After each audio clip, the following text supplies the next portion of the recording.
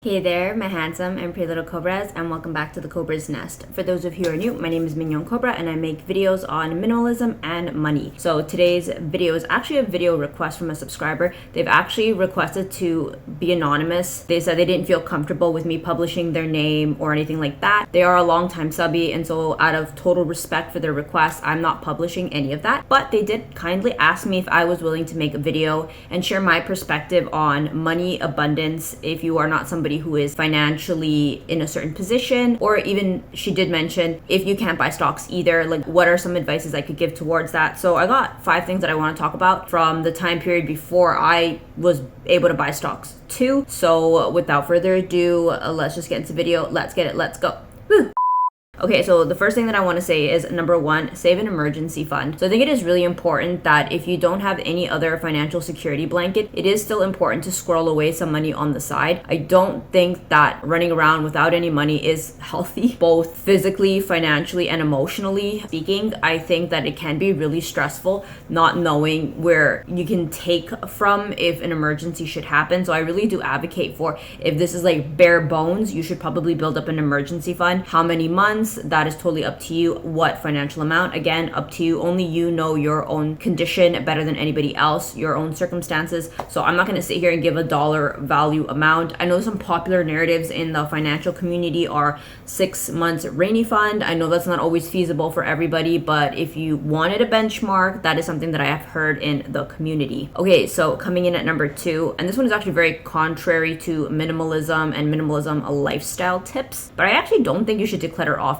When I was in like more financially tight situations, I was less likely to declutter stuff because, like, truth be told, you don't actually know when you may need something again. And I know this is definitely something that's very controversial in the community and has been one of the criticism of minimalism. Why minimalism is for rich people. They're always throwing out their stuff because they can always buy new things and poor people cannot. And I think, like, I'm not going to get into the ethics of it, but I think that narrative does hold some weight, does hold some validity. When I didn't really have much money, when I was still a student paying off my student loans, I was really careful with my declutters. I didn't have insane clickbaity YouTube declutters. I couldn't afford to. Like, it made no sense. And I think I actually did pick up this tip from another minimalist that I think a lot of you do know in the community. She's very famous, Kira Ann, and she did talk about one of her minimalism regrets was that when money had gotten tight, she actually did regret some of the things that she had chucked. So while I am not advocating for anyone to develop a hoarding mentality, I do think that it is really important to take into consideration that if you financially are not in a position to indulge in these insane declutters, don't. It's okay to have a season of like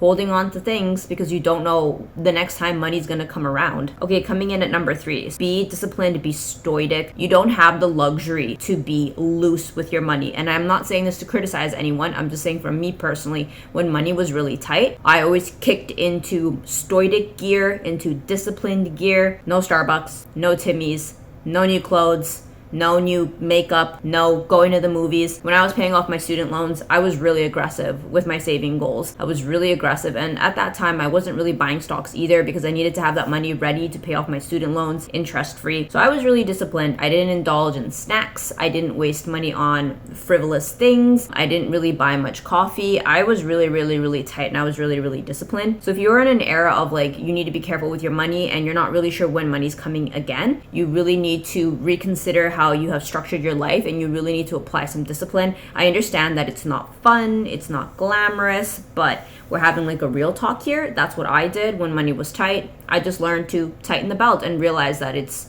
not a forever, it's just a season. Coming in at number 4, you are not too good for a job. And this is something that I've always told Will, is that I promised myself that I was never going to think myself too good for a job. I took any job that came my way. Even when I was in China, there were some jobs that I was like, I would be riding around in my motorcycle at like 10 at night. Sometimes the malls would be closed and I couldn't even get my motorcycle out. I just told myself, you're not too good for a job. Like, you didn't come from a privileged background, you need a hustle. And so I've definitely am not in a season of that anymore, and I don't know if I would want to advocate that to anyone, but if that subscriber has taken the time to ask, all I can do is share what I've done. It's not something that I can advocate for other people to do, but something that has really freed me financially is thinking that like I'm not too good for a job. And so like even when I was in high school, I took on part-time jobs. They weren't super glamorous. I had this one part-time job where it was like the Christmas holiday season. I was working like 7-8 hour shifts in like these thick heels because I needed to hit a certain quota of selling clothes for Christmas time. My feet hurt. I was paid minimum wage, but I was like, girl, you need to hustle. Like, you need to do what you need to do. So I do think that it can be really freeing to maybe consider taking on a part-time job that maybe is not ideal. Maybe consider flipping burgers, volunteering somewhere, like if your health permits. Like, I understand that sometimes these things are not easy, but it's definitely just some food for thought, is think, what kind of job could I do that could help me financially?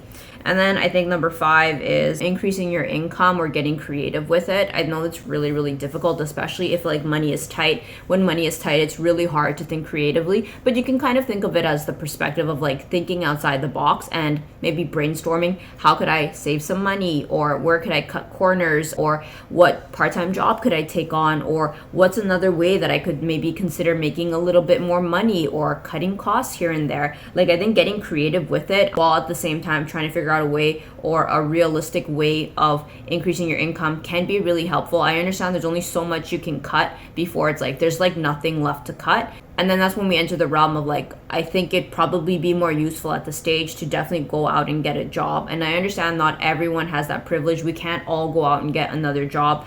But definitely some food for thought is to maybe consider taking on another position to kind of help boost up the finances, because if like we don't have any money to spare whatsoever, we cannot buy stocks, we cannot invest in things that can grow passively, then unfortunately the only way to earn money, if we can't earn it passively, is through our own actual labor. And so that just means like we're just gonna have to get out there and work a job, which is like 99% of all people. Like, I work a job, and I was a student, I was paying off my student loans. Oh, you best believe your girl was out there grinding.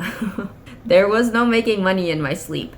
I think that if money is an issue, then I think the most efficient solution to a lack of money problem is to probably figure out a way to get a job and earn money to kind of like put a band-aid on the leaking ship, because I think sitting there and worrying about our finances is definitely not the solution. It's better to brainstorm, okay, how can I make more money or make the best out of this financial situation, stretch out my dollar as much as humanly possible until I can figure out a way to get back on my feet. So I really do hope that this video could have been helpful. I really hope that this video could have been sensitive, because this is also like a topic that is sensitive, and luckily I have been through that. I have been through dark times financially as well. I know what it's like to carry a heavy debt. So I really hope that this video could have been helpful. Thank you so much to my little Cobra baby for the video request. I really do hope that this could have helped you, or at least given you some food for thought. I really do wish you all the best on your financial journey, and thank you to all my other Cobra babies for sticking around, and I will see you guys in the next one. Thanks for watching. Bye.